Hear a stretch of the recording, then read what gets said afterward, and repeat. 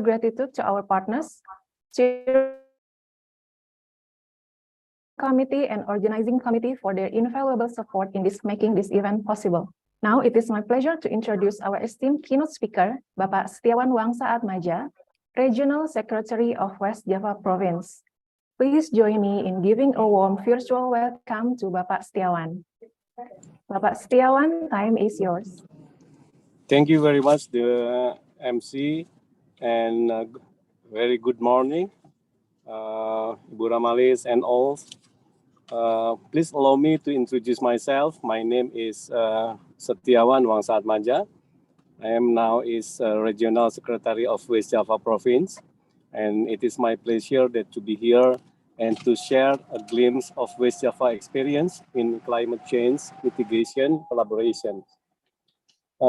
As we know that West Java Province has a very strategic position directly adjacent to Indonesian capital cities, Jakarta, with a total area is more or less 35,000 square kilometers, and the total residence is about now is maybe 49 million population.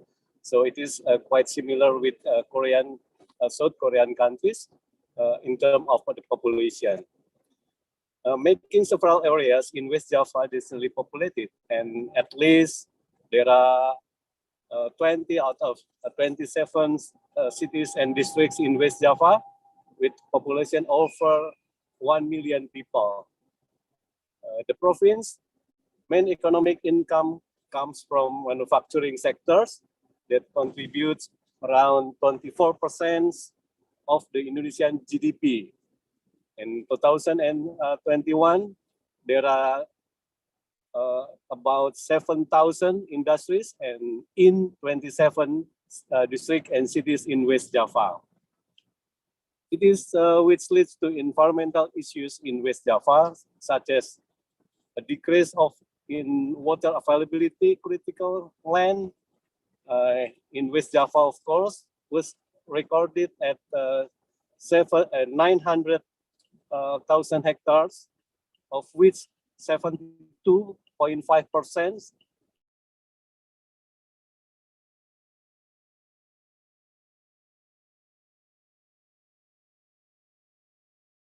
or an area very critical category.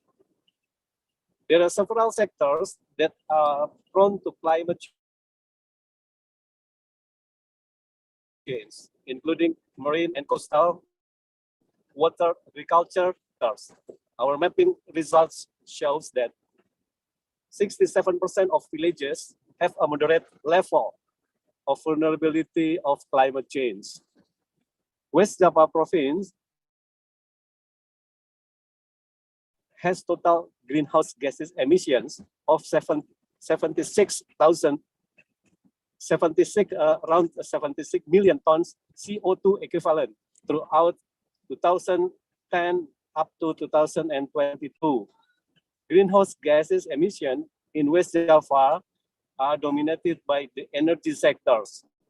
West Java is committed to contribute in reducing gas emission and accelerate to national target of 31.89% by own effort and 43% with international assistance.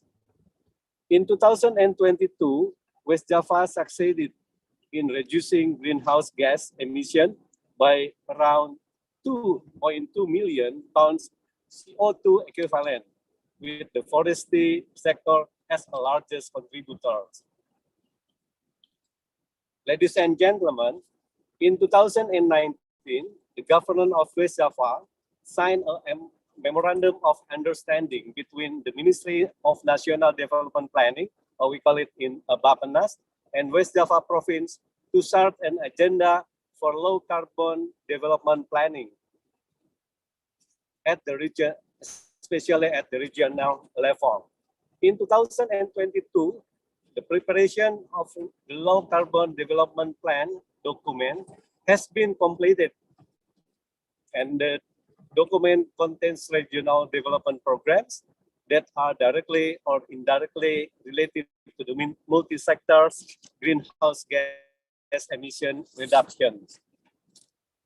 There are 4 strategic regions mandated in the presidential regulation, including Rebana, Bodebekjur, Bandung Metropolitan, and South of West Java regions. The Rebana area is projected as a driving force for West Java's economic growth in the future through the development of integrated, innovative, collaborative, and competitive and sustainable industry estates.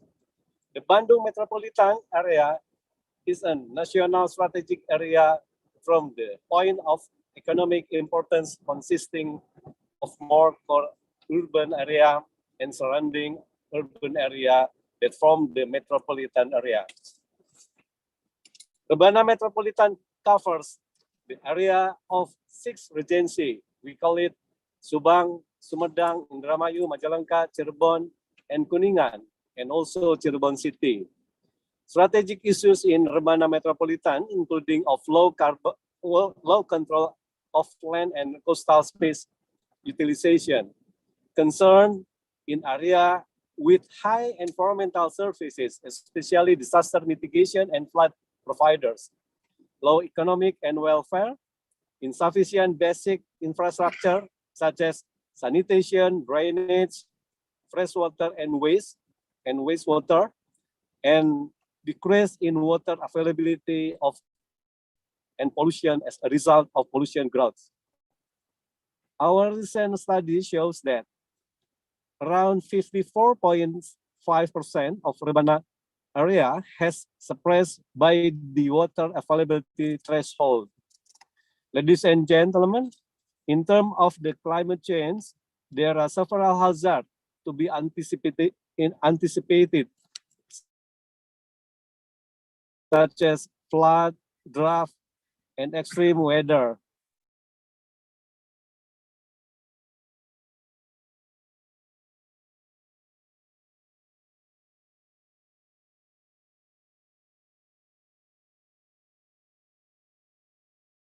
Bapak Have Setiawan. moderate and high level hazard of extreme weather disaster. Area with the high hazard of drought are spread in Sumedang Regency and Subang Regency. Policy recommendation, these are preserving agricultural land, protecting areas with high biodiversity potential, increasing green open space area to increase water catchment area and reduce the risk of environmental pollutions. The fourth is legal announcement of the indigenous population, cultural area, and social forestry, and ensuring development areas do not cause land conflicts with the communities. And fifth, to determine sustainable food, agriculture land in Rebana area. And sixth is development of disaster mitigation infrastructure and facilities. And the seventh is development of disaster infrastructure and facilities, including evacuates, route, and places. Ladies and gentlemen, Bandung Metropolitan covers the area of Bandung City, Cimahi City, and then West Bandung Regency, and also Sumedang Regency. Strategic issues in Bandung Metropolitan is land use change, conflicting spatial planning, basic infrastructure, accessibility to public facilities, environmental degradation, disaster prone in terms of climate change and geology, low water availability. And our policy recommendation is such as the first is increasing green open space and procuring urban parks by utilizing vacant land, and as well as adding forest areas by agroforestry, improve spatial planning policies to prevent land use change. And the second, environmental protection for land, water, air, and biodiversity. And the third is spatial institution arrangement in Metropolitan Bandung.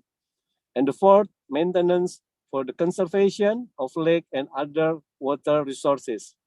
And the fifth, prohibition of rebuilding and new development in disaster-prone area to high liquefaction. And the sixth is the ecotourism. And as we know that we have and we have done and still carrying out with the other parties in the to find the solution, of course. And ladies and gentlemen, the ecosystem has provided many services such as provisioning services like food, wood, medicine, energy, and regulating services. And of course, the ecosystem services are often neglected and ignored in terms of the value perspective. Human benefit from the ecosystem, but also has huge influences and sustainable of ecological space. One of the effort that can be done by human is to take action to mitigate the impact of the climate change. Solving environmental problem requires synergy and collaborative work, one of which is pentahelix collaboration involving the government, community, academic, business actors, and also the media, and the hope that all the parties will contribute in resolving the gaps. Ladies and gentlemen, the collaboration is essential in environmental policy as environmental issues across sectors and cross regions. For example, upstream condition will affect the downstream condition. There is a mechanism where the downstream beneficiaries pay tributes to upstream and providers through the PAS, payment for ecosystem services. West Java Province government is currently developing PES in Cisangkui watershed in Bandung Regency. The beneficiaries are the water user company surrounding the Cisangkui watershed, while the type of PES will be decided later in the MOUs.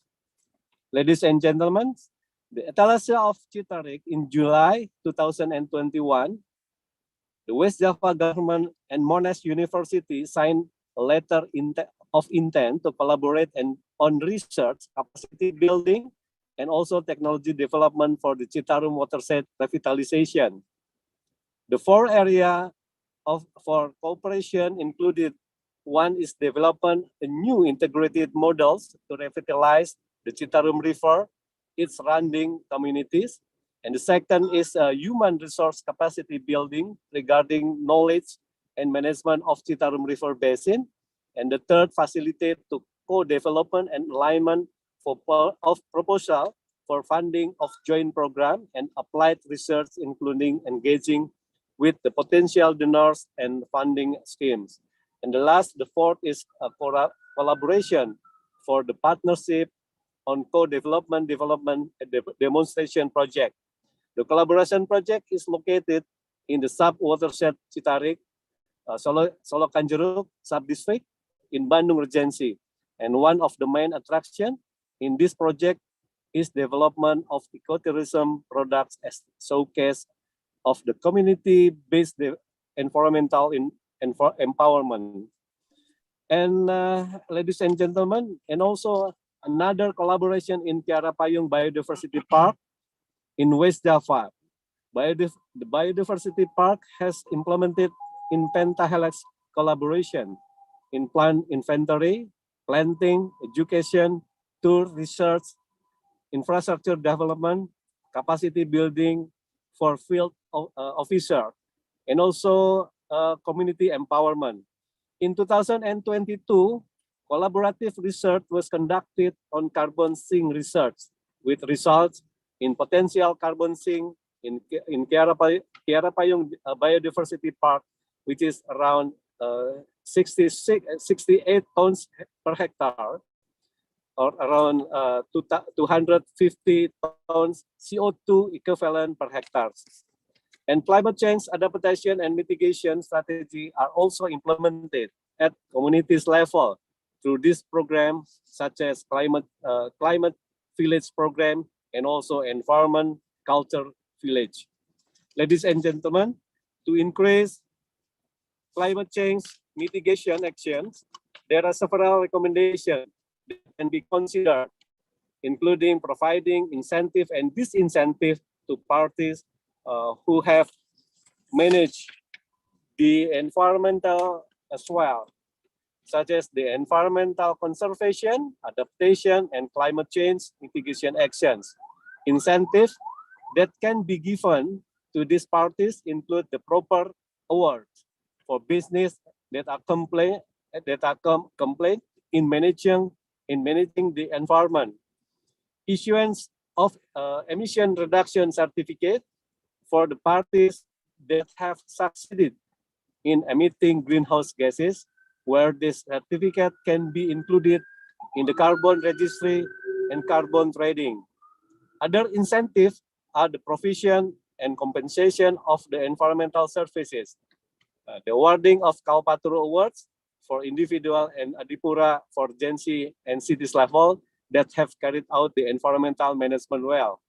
In addition to providing incentive and disincentive, it is necessary to promote ecotourism to empower a community for economic and ecological sustainability.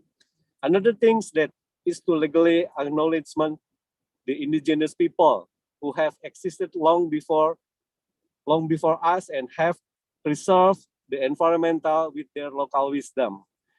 I think that is my speech, and thank you very much. Thank you very much to all of you, and hope you will have an insightful discussion in these seminars and continue to collaborate in the future.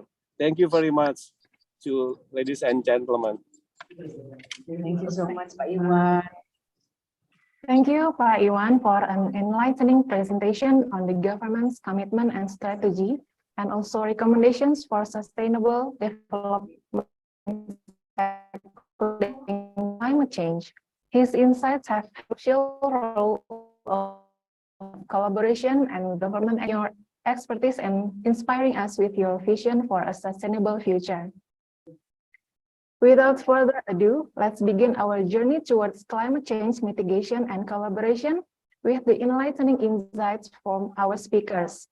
In this session, we will have 4 speakers brings a wealth of knowledge, experience, and unique perspective on the challenges and opportunities we face in combating climate change. It is now my pleasure to introduce our moderator for the talk show session. Please welcome Ibu Ramali Sobandi, the founder of Tunas Nusa Foundation. Please, Ibu Ramali, time is yours. Hello everyone, good morning. It's very good day today, yeah. The organizer asked me to moderate this plenary session with a very prestigious and long-time friend of mine, except Mas Aditya. We just know each other recently. Mas Aditya, very nice have you as part of this session. And Mas Ismail from Jatiwangi Art Factory, I think, yeah. Welcome, Kang Ismail. And Mbak Dias, who already known since 90s, yeah, 97. And then Professor Dominic, it is nice to have you as our team of change, yeah, in West Java, especially in Perhutanan. So let's start our presentation with Mas Aditya. So each of you will have not more than 10 minutes, so we will have still time for discussion. Okay, Mas Aditya, the time is yours. Yes, thank you very much, Bu Ramalis. Yeah, it's such an honor for me actually to be able to share about what efforts that have been done by UNDP, especially here in terms of the climate change. And also, I think that this event is really an opportunity for us all, Bu Ramalis and all the audience, to gather ideas, because we are coming from various actors, various backgrounds, and I hope that we can really bring collaborations towards the climate issue after this event. So if I may, so if the committee can help me to present to share my presentations. Is it possible? Well, actually today I'm going to share about the action or the one of the solutions to address the issues of climate change, but more focusingly through the perspective of the project that I have managed with UNDP. So I'm currently working with UNDP as the project coordinator for circular economy. And what I'm going to share is about how circular economy in Indonesia actually can support the low carbon development agenda. So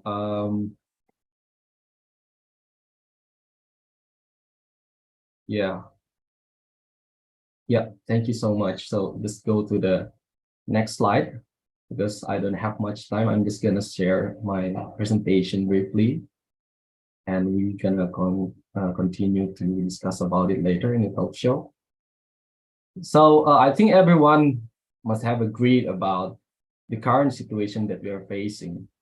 We are now in the we are now facing the triple planetary crisis, not only about climate change, and this is basically happened due to the industrial revolutions.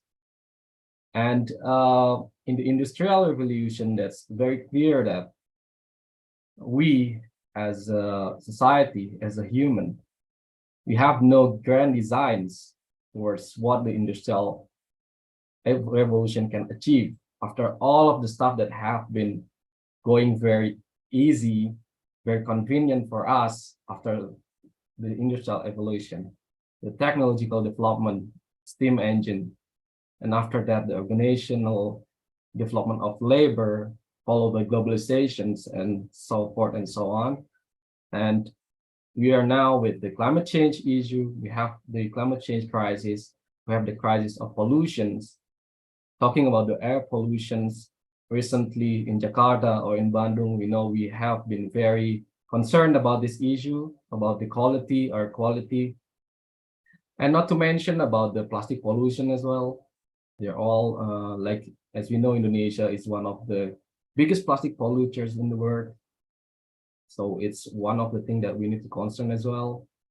About waste management, we have the issue or the problem about the landfill that has been overwhelmed, over capacity. So this is another issues that very important. And another one is also about the biodiversity loss. So the biodiversity loss, it will be related more into how nature has provided us, the human, how nature, plant and animal has provided us food, nutrients. And now like 1 million plants and animals are threatened to be extinct. And towards all of this issue, we need one of the systemic approach, and circular economy is one of the solutions for that. I think circular economy has been gained its momentum recently. And for you that hasn't heard about the circular economy, basically circular economy is the antithesis of the linear economy. The linear economy is the economy that has been going at the time, mostly in the global or in most of the countries. And in this linear economy, basically, we run the economy through the extraction of materials started from the nature. And then it comes to the consumption when we are using what the product, whatever it is, our product at home. If we realize it, everything in our home or around us basically coming from the nature. And once we no longer use it, we just go throw it out to the bin and it end up in landfills, basically, especially in Indonesia. And the concept that offered by circular economy is basically making the economy more conscious by creating a closed loop, as you can see in the picture there. Circular economy creating a closed loop diagram where the product started from the extraction, when it comes to the production level, it will be designed to be able to comply with the needs of the consumption. And then after that, it will come back to the loop, it will come back to the cycle, and it's not going to be wasted anymore. And how it actually can relate to climate change. Basically, when we talk about the natural extractions or the consumption behavior that we have done here, it's always related to climate. It's always emitting carbon, especially with the industry. When we talk about industry, industry has a very intensive carbon emissions. Talk about the industry like iron and steel, cement industries, pulp and paper, all of the stuff that has been very well used by the community these days. And if we actually can apply circular economy, there is a possibility that we can tackle the 45 emissions that associated with industry, agriculture, and land use. Because when we talk about the climate change, mostly we only relate or associate it with the energy transitions. Apparently, the energy transitions only be able to cover about 55%. So the practice in industry is also important to be focused on. And UNDP itself has worked with Bappenas in as an Indonesian government, started from 2020. And what we've started is by looking at the current condition of potential for circular economy to be implemented.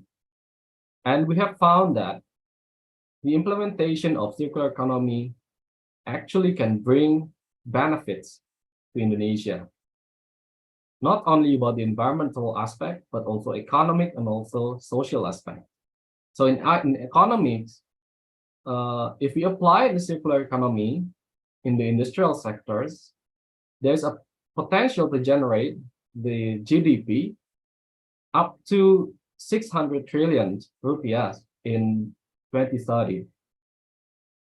That's by how we change the business model, current business model, change it into more closed loop, designing the product, designing the system or the product into more services oriented. And in social level, we also can bring more jobs, green jobs especially, about 4.4 million in 2030, and 75% of the jobs is represented by female workers. And obviously, for the environmental aspects, applying circular economy can reduce the waste generation up to 52%, and also the CO2 emission. Next. So what I'm trying to say here is actually circular economy is very possible to be applied in Indonesia. Why? Because unconsciously, Indonesian community, we have go with the principle of circular economy. As you see in the picture here, there's how people in Indonesia usually go to the service, repair service. If we have like our electronic handphones is broken, we just go, we don't really put it out. We go to the electronic repair, even though it's still informal. So we used to also repair our jeans, probably our clothes. So it's a very part of our lives. But the thing is, all of the thing is still informal, and we need to put it into more systemic.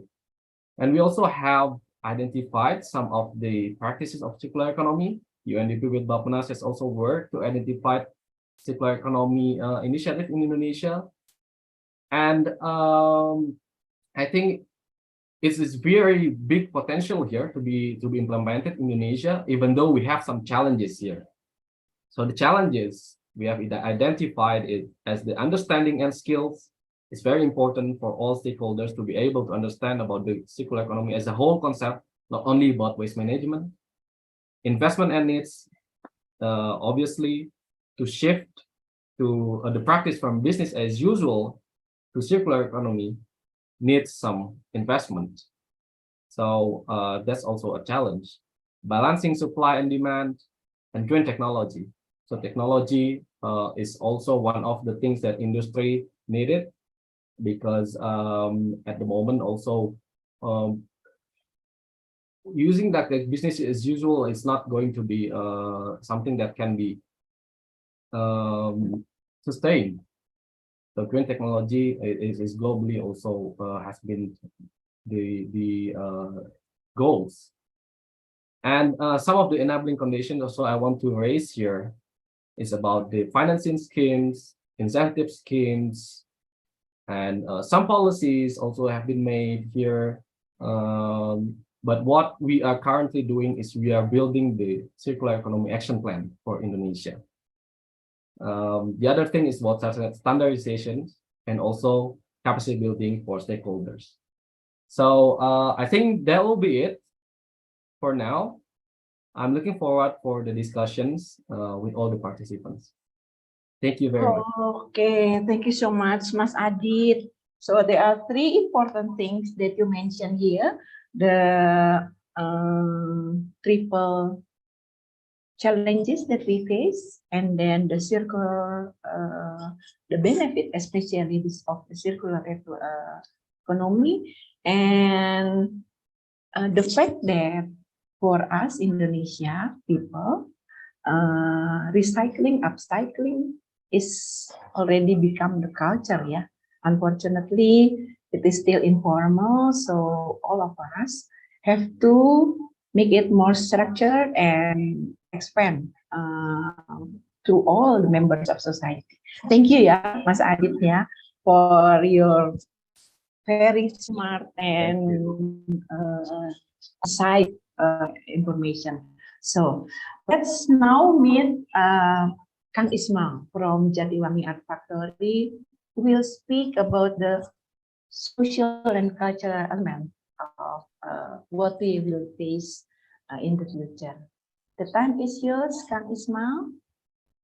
Okay, thank you very much, Ibu Ramalis, and also all the participants and also the speakers also, and the Pak Setiawan that already also opening this international webinars about the climate change and mitigation, which is for me especially it's really kind of big things, and that's from that as well we or I want to also starting to stimulating this discussion because yeah, we are living in here in Jatiwangi, which is in the rural area, and how we understood the climate crisis, which is we are not really we are not witnessing the glacier melting, or we are not experiencing the impact of deforestation directly or other things that we also like. Yes, the media always say that our planet is getting warm, but actually Jatiwangi also already warm since beginning. So how we also kind of understood this climate crisis in our daily life, and from that question also maybe we can try to understand this climate crisis from another question. So where is our position in this climate crisis? And talking about the daily life, actually maybe we can next to the next slide. Yeah, yeah. Actually, this is what we are really seeing every day in Jatiwangi. So our reality is really determined by the economical imagination. If you see the picture in the corner, left corner, that's the new factory that just done in really fast, like maybe 2 months. Like suddenly there is a giant landing. This is only like 300 meters from our house and like 400 meters from Jatwara factories.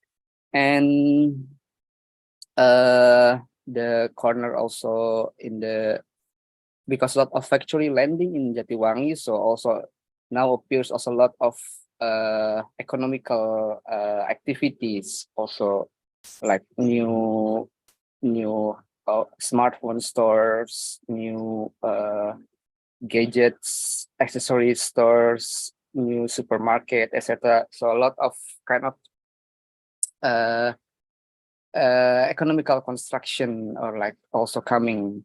And in the corner above, also if you see the graphic, actually this kind of imagination, that's something that accompany us really closely, or also massively actually, like since if you see the graphic, like since 1960, starting the global temperature is decreasing, but actually it's also starting also same with when the idea of development appears or comings after the World War. So from the idea of development starting, so actually also really same that the global temperature also start to increase. And if you see the map, actually like that's the map of Jatiwangi. And if you seeing again that maybe like 60 or 70, even maybe 70%, Jatiwangi is actually the land, or like rice field. Actually existing now is the rice field. But then I try to marking with the yellow, that's the population of the people. So like the peoples are in Jatiwangi is maybe only like 30%, or like occupying the areas. And the how we develop, or like how we grow, we develop in Jatiwangi actually only in the main road. So the main roads, which is from Bandung to Cirebon, like really in the middle, is become a burden. So all the idea, this economic imagination is dense into this main road. So but then the rest, so we didn't see actually the land.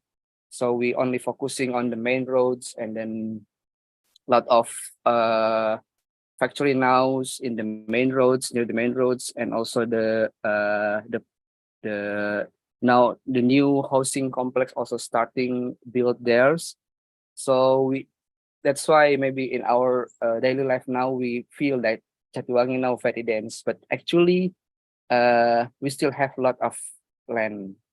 So this economical imagination actually really kind of determining many things, like including like how we perceive our reality. Like, but then we see also the nature like still separated. Also since at the beginning of the idea of development, I think we already kind of installing in that kind of paradigm, to separating the nature with us, with the society, and also see that as something that's supporting or see that as an object or to commodify.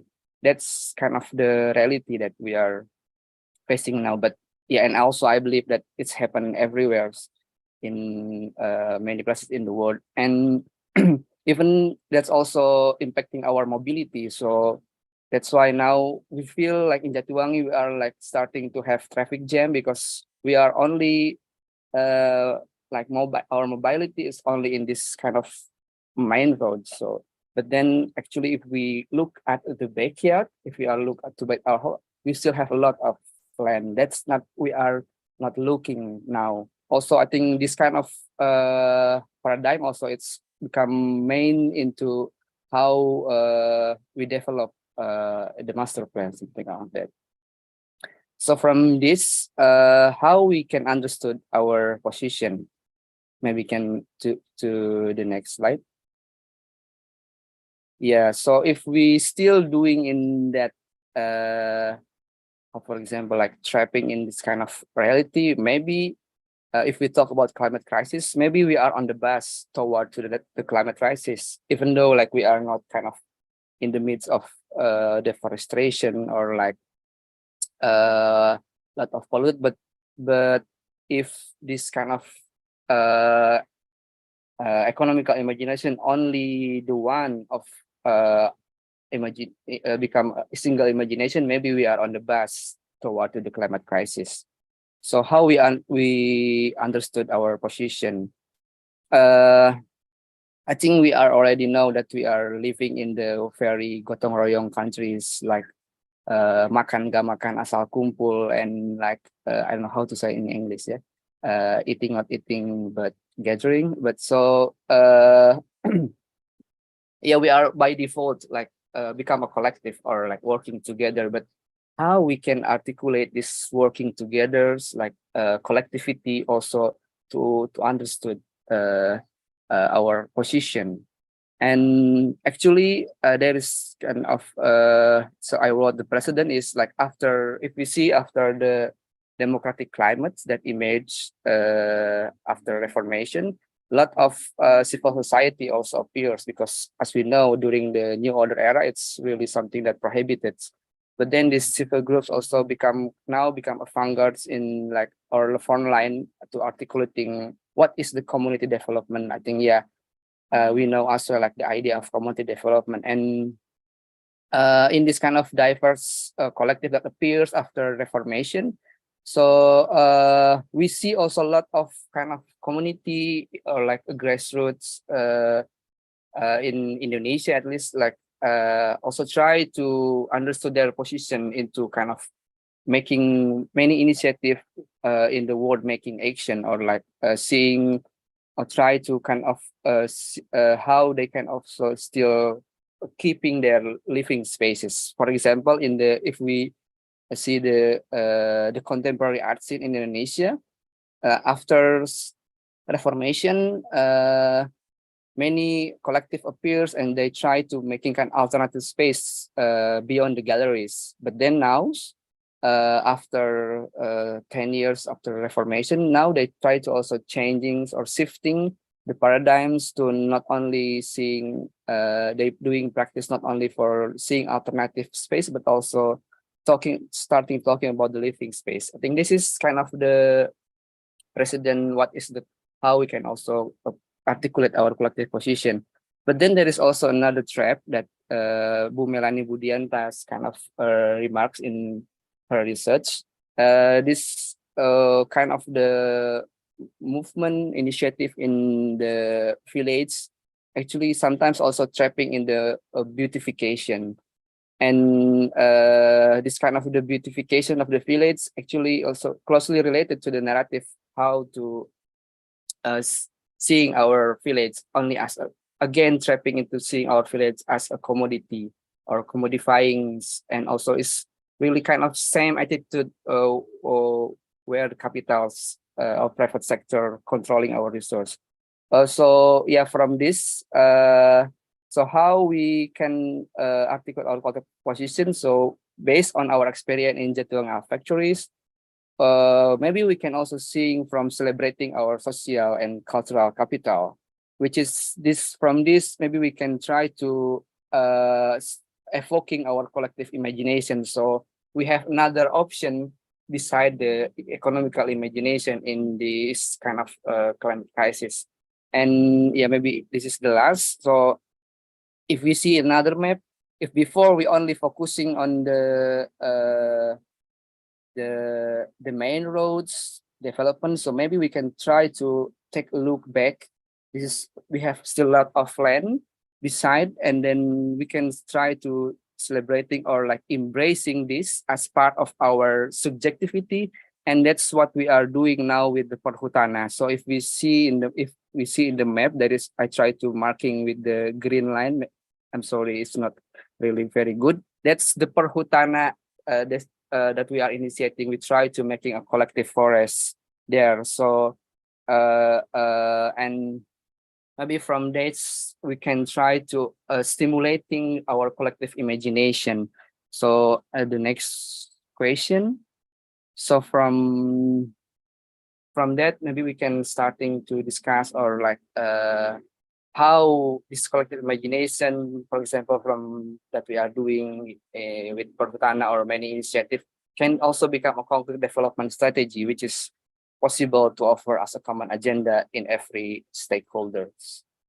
I think Thank you so much, Kang Isma. It's very interesting. Yeah, the way you see is very different with Kang Adit, Mas Adit. Yeah, I think because the background and the daily activities of and also your profession. From Kang Isma presentation, I think the most important words key is the collective imagination and the question: can we use it as a strategic development by common? Not only by Kang Isma and friend in Jatiwangi, but the whole of the society. Okay, thank you, Kang Isma. Now I invite Mbak Dias to present your thought. Yeah. Hello, Kak Dias. Are you there? Yes, I'm here, Bu Ramalis. Thank you so much for inviting me to the discussion. So this morning, hello everyone. This morning, I would like to talk about capacity to address climate change.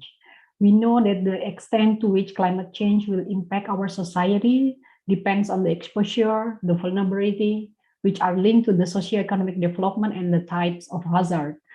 And in any case, climate change adaptations is needed at all levels, at the local, regional, national, as well as at the international level. And due to the varying severity and the nature of the climate impacts across the regions, most adaptations and the initiatives are taken at the regional or at local levels, as what we heard from the previous presenters.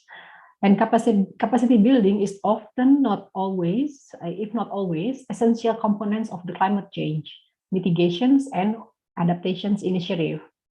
Here, capacity building refers to the process by which individuals or organizations obtain, improve, or retain the skills, knowledge, tools, equipment, or other resources to do their work competently. It also refers further developing the performance and thus leading to greater capacity. Next slide, please. And what kind of capacities are needed to address climate change? The complex and wide ranges nature of the climate problems and also the solutions to help this challenge make the issue of capacity equally challenging. And these needs can be broadly classified into three major categories. The first is the capacity to understand the nature of the climate problems as it pertains at a country or at a locality, such as the implications of climate change for various economic activities and livelihoods and for human and societal well-being. The second is the capacity to formulate and implement actions to limit the scales of the problems through mitigations and through adaptation. And for example, is to limit the human, the ecological, economic, and other societal impacts through the measures to mitigate risk and to adapt to them. The third is the capacity to analyze, to build consensus on, and articulate the national interests in the United Nations framework of the Convention of Climate Change, or UNFCCC, and other climate negotiations and obligations. This is something that the country needs to address. However, we know that understanding what specific issues to examine will require an understanding of local issues priorities. And since climate risks result from interactions of climate change with local, physical, biological, and ecological human systems, the need for local knowledge will be critical. Here, local capacity will play a major role. In this slide, you will see that how community level capacity building and knowledge co-creation. These figures shows how a broader set of knowledge types can help enrich the understanding of a selected issue, creating greater legitimacy and a better basis for decision making. This can underpin capacity building toward transformative adaptation that empowers communities while also achieving sustainable goals, although all through the context-specific responses that represents the local interest. Here is a case study coming from a Cape Town-based project on water governance in low-income urban settlements. Sorry, it was still the previous slide. It explores how transdisciplinary research or projects supported capacity building. Their findings suggest that knowledge co-creation at the community level is central to the capacity building that is needed in order to inform the transformative adaptations. And the collaborative methodology was used is important. And the case study illustrates how a transdisciplinary approach can contribute to a transformative adaptations where knowledge is co-produced to empower community level actors and organizations to assert their perspective with greater confidence and legitimacy. This is here, I would like to underscore that the diverse sources of knowledge and knowledge systems is important for capacity building, where it can also confront the inequalities and shift dominant power dynamics. Next slide, please. This is another essential mechanism for achieving sustainable development and also can provide at least 30% of the solutions to climate change is from nature. This is dubbed as nature-based solution or NBS. NBS are actions to protect, sustainably manage and restore natural and modified ecosystem in ways that address societal challenges effectively and adaptively to provide both human well-being and also biodiversity benefits. This figure comes from the International Union for Conservation of Nature or IUCN. Mr. Sanjayan in 2019, CEO of the Conservation International, said that nature can provide at least 30% of the solutions of climate change if we activate it. And the IUCN believes that mainstreaming the nature conservations into the key economic sectors is essential. Increasingly, government and also business recognize that nature-based solutions are not only useful tools, but also imperative for addressing the dual global crisis on biodiversity loss and also on climate change. And today, NBS are considered by a wide range of stakeholders as an essential mechanism for achieving sustainable development. I will stop here, and I hope you find this talk useful, and thank you for listening. Back to you, Bu Ramalis. Thank you so much, Mbak Dias. So, the most important thing of your presentation is that you feel, your insight is that the community level of knowledge and capacity is the most important thing. And we all should back to the nature, because that's the thing that sometimes we forget, yeah, especially the one who have a lot of education. Okay, now it is turn for Professor Dominic. Will you share your own animation? It's very special. Okay, time is yours, Ibu Dominic.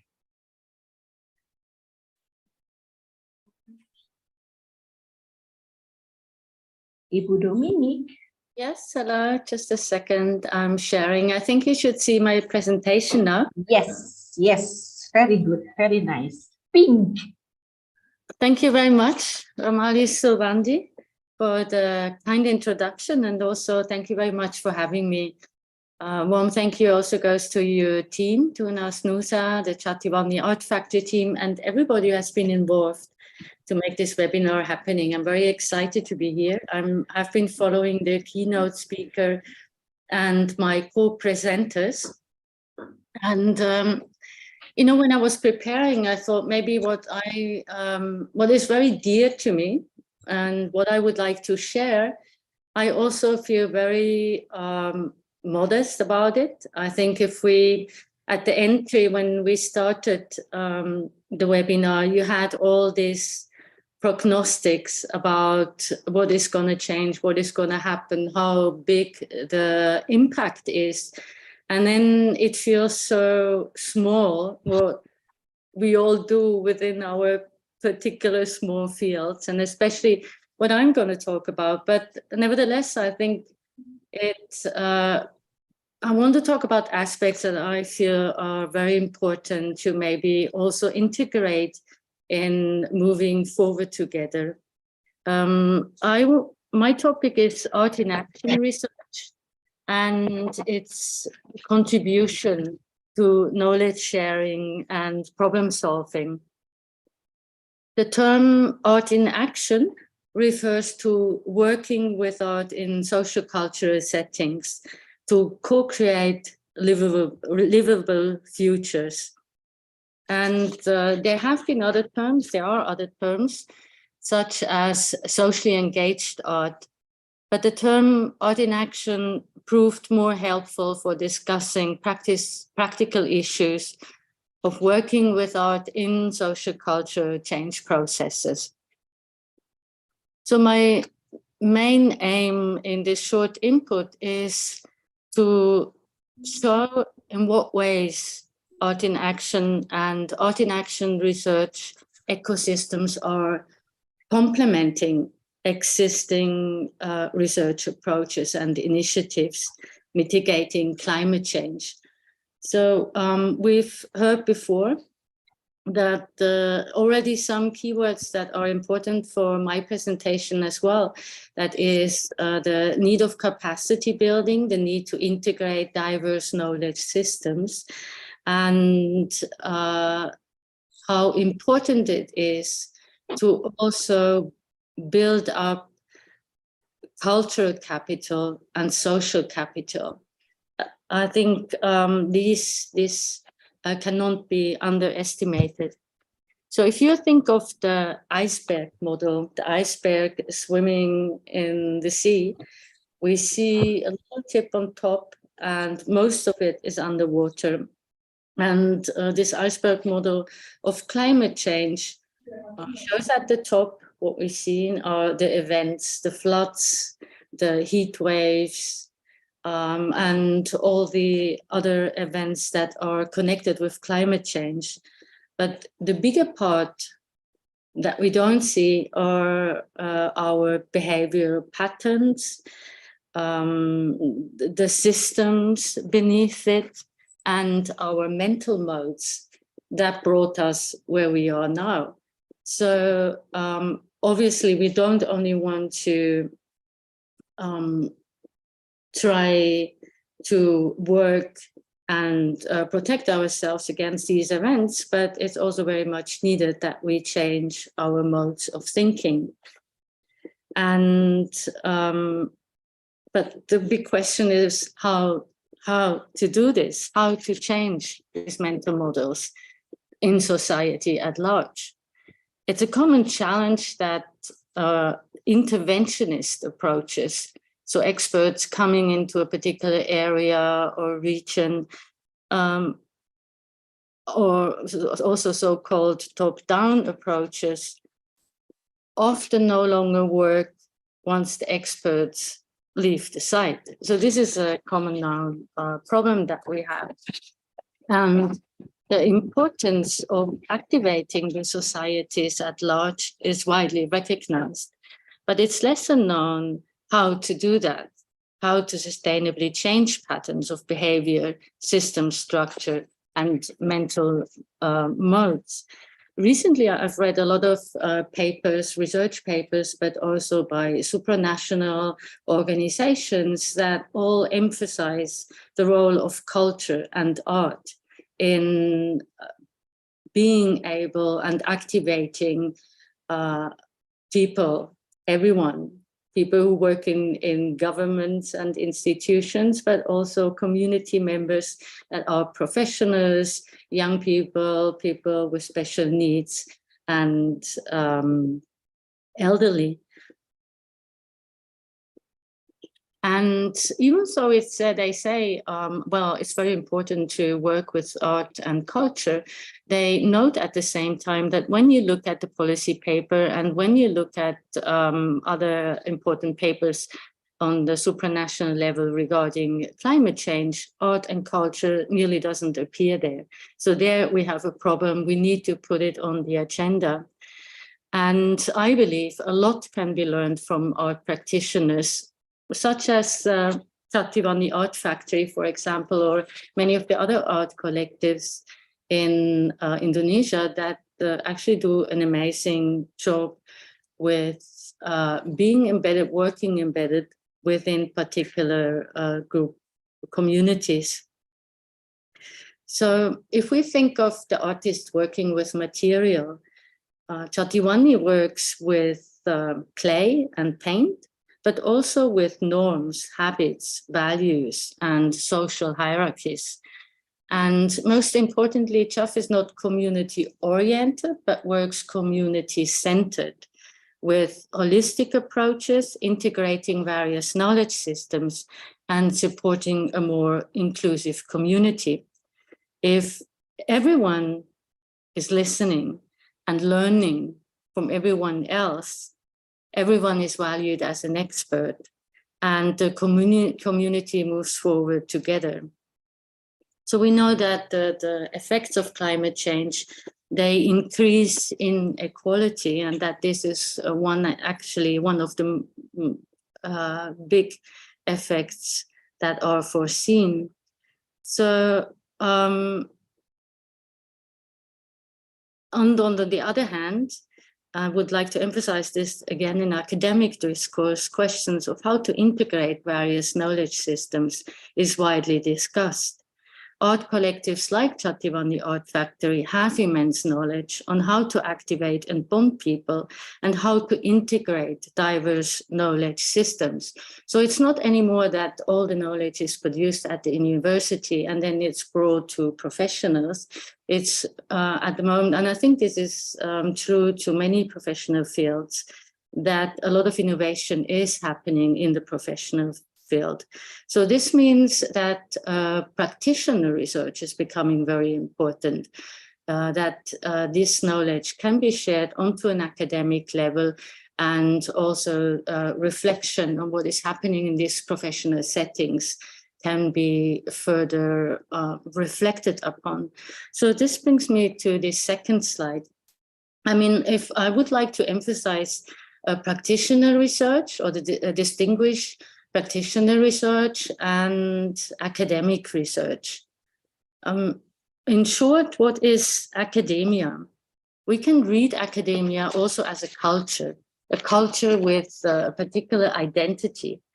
And there's a recent publication by an Australian scholar called Matthew James Phillips. And he describes the identity of academia as one that builds on hierarchical and bureaucratic systems. And he also shows that the foundation of academia goes back to imperial and colonial influences. So this is quite interesting to reflect. And of course, academia and our research methods are trying to keep pace with reality, and we're continuously reframing our frameworks. So in this slide that you see, and certain things are moving, on the left top side, there is the research design. So what is research? We can say we need to gain clarity on how we approach something. So that's the lenses. These are also the different disciplinary perspectives. If I come from the discipline of biology, I have a different set of questions than when I come from the perspective of urban studies. We have questions and hypotheses. We choose what the type of research we want to apply. So it can either be descriptive or experimental, analytical, and we have a set of methods, skills, and rules that we apply. So I want to emphasize the fact that the paradigm is the disciplinary perspective, the way from where the culture I am from. So I said we can read the whole academia as a culture, and then of course, again, the different disciplines as subcultures.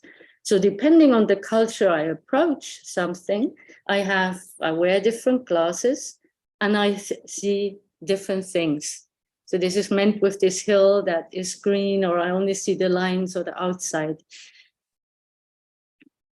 This is crucial and often forgotten, that we can also see different things, And most of the time we only understand or we only see what we have already understood.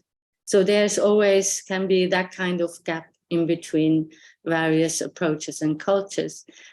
And so with the research focus and the outsider perspective and insider perspective, if we distinguish practitioner research and academic research, then the question is, where is the researcher located in relation to the research focus? Insider researchers or practitioner researchers are both. They wear two different hats. They are embedded as professionals in a working environment, and they are also researchers. So they constantly have to negotiate these two hats that, of course, are two completely different perspectives. And in discussions and literature on practitioner research, the academic researcher is described as the outsider perspective, the one who comes from outside and moves into a field to research and gain knowledge on what is happening there.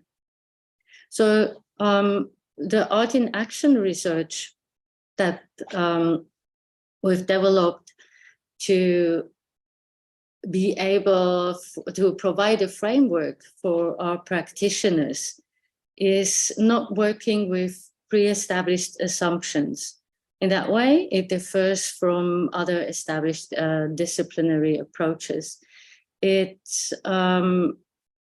works from the work environment. An issue shows that has to be one wants to work on, and the whole methodology crafting is then done in relation to that. It's configuring that. That means that what we see on the left hand, the research design, is not anymore defined from outside, but all in relation to the specific setting that the research is focusing on. I think I close with that. Thank you so much, Thank Dominic. Professor Dominic mentioned the thing that interests me is that we have to moving together, Ibu Dominic, and we have to use the cultural social capital that sometimes or most of the time people forget that, to activizing people to lessening the inequality because of climate change, for example, and always see from different perspective, different angle, the inside, the outsider, something like that. And only if you listening and learning from each other that you can succeed in integrating all your knowledge, your experience into an integrated knowledge system. Thank you so much, Ibu Dominic, Mbak Dias, and also Kang Ismail and Mas Adit. We have very limited time, so I would like to ask each of you to answer the similar question. You know, a webinar and other activities following this webinar try to involve all the members of society in, especially not only in Indonesia, from the community level, from the city and regency, from the provincial, from regional, national, and also from global level. The question is, each of you already have a very clear ideas about what should be done and why and what is the alternative, something like that, no? But let's coming back again to West Java, coming back again to two metropolitan area, the metropolitan area of Bandung and the metropolitan area of Rebana. How can we improve and expand the collaboration from each different stakeholder towards a better climate change mitigation. At present, let's focus on the metropolitan of Rebana, who is still more rural area, and the Bandung already become very difficult metropolitan area who grow very long time organically. Okay, so let's start with Mas Adit. What is your suggestion? What is your opinion? Yeah, thank you very much, Bu Raman, for this. This is very challenging question for me. But maybe I would suggest that looking at the current situation that with given for the stakeholders, looking at the stakeholders itself, firstly, from the perspective of the government. So if the government at the moment, I think in terms of the awareness or the vision from the West Java province, I think there is a progress towards achieving the climate goals as what has been presented by Pak Sekda earlier. Some has also put some the agenda to address the climate issues towards the low carbon development agenda into the province. And this is something that is not owned by every provinces in Indonesia. I think this is one of the key or one of the what is it? We can say that West Java has been leading on this, but most importantly is how to put that regulation or put that policy into practice, make people more aware about it, put it more implementative in a sense that the community or all the stakeholders, including the business or the industry, and of course the community, are able to understand about the vision, about how they can access all their needs to make all the efforts of the climate become more reality. I mean, at the moment, probably we know that there's also some movements or some a lot of grassroots initiatives coming out, like something what has been done probably by Pa Ismail as well. But as you mentioned, where would all of that match with and create the collaboration? I think the critical point is when all of the stakeholders can communicate, can give their message, like what they have done. From the government, they say what they have, what their vision about it, what is the progress toward the policy and all the regulations, and then from the community also they communicate what they, how they see the issue, what have they felt about the impact of climate change, and so on and so forth. And then after that, they come together and can create collaborative actions. Maybe that's my Thank you, thank you. There is a lot of C, yeah, you mentioned. Collaboration, culture, communicate, collective, okay.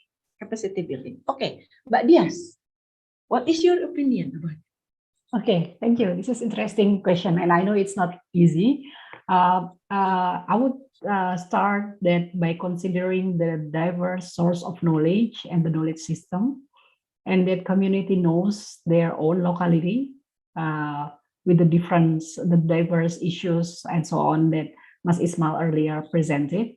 I think the government have obligations to engage them. It means that, for example, the provincial government or district government can call for actions, can call for doing a collaborative research from the start, so that the community is engaged, and by co-creations, the contextual understandings of the region, then they actually have potential to deliver more transformative adaptations and actions. That's my answer, Bu Ramalis. Okay, thank you. This is new words, co-creation. Okay, and West Java, I think in your opinion is also on the right track. Yeah, the question: how can we really realize the vision, the mission, etc., to realization until the community level? Okay, Ibu Dominic, do you have something in mind? I know that you are very what do you call it, close with the people of Jatiwangi. What do you think? I think, I mean, as I said, I'm interested in how can we change our mindsets and how can we become creative and innovative. And I think it starts in kindergarten. So I think we need art creative practices and a lot of experiments on all these topics like circular economy and how can I collect water, how can I produce my own colors, etc. So I think the most important thing is to get in that kind of thinking, to see that I need something and to know how to go about it, how to start, how to become creative, how to organize the tools. And it's something that is very good to come close to these kind of working environments from very young onwards. Okay, then the last but not least, Mas Ismail, Kang Ismail. Ismail, you're a sound. Yeah, Yeah, you're yeah. I want to highlighting again what already mentioned actually before, but maybe addressing, but maybe we can also understood more that we are also a policy maker. So the idea of policy maker not only belongs to the, for example, governments or state, but also I think we are also a policy maker, and so I think also the idea of governing or tata kelola also I think is already proven by many initiatives that they also did their own way of governing or tata kelola. So from this perspective, I think so maybe now it's time for us to also thinking in the modes of composing or like collective together, like Mas Adit say, like Mabudi also Dominic said about like we are co-creation or like co-production together. And I also learned from lots from the Tunas Nusa that what we are doing with the Perhutana. So we are all together as a policy maker and making action together. So we can also imagining our future not only monoculture but also like more diverse. That's how also our nature will sustain. Yeah. Thank you so much, everyone. We have more than our time, but it is very interesting, yeah, that within short of time we already can accumulate a lot of insight and also important keywords. I think, yeah, the last from Pak Ismail. The decision is not in the hand of the politician and the government only. Everybody have the capacity to decide to what extent, to what area that we will move forward, realizing our dream, realizing our better future by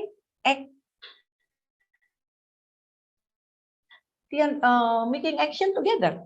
That's, I think, a closer of this session. Thank you so much for everyone.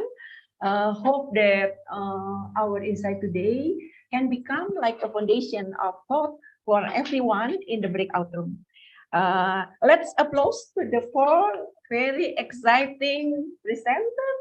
And back to you, Mbak Reshia, for continuing the session.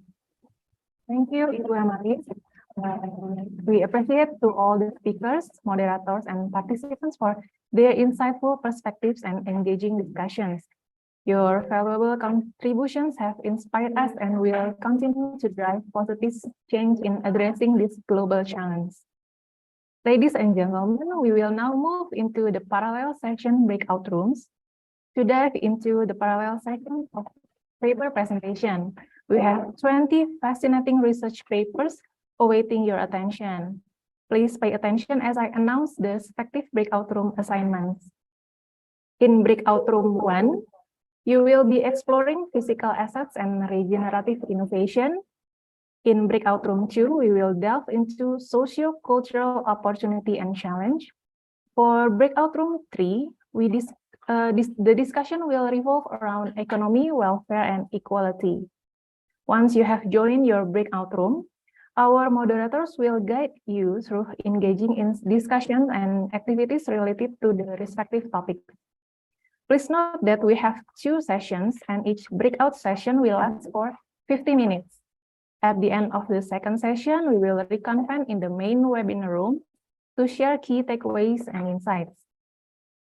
The paper presenters will be automatically distributed to their designated breakout rooms by the host. And for all other participants, you are free to choose the breakout room that aligns with your interests and preferences based on the topics being discussed.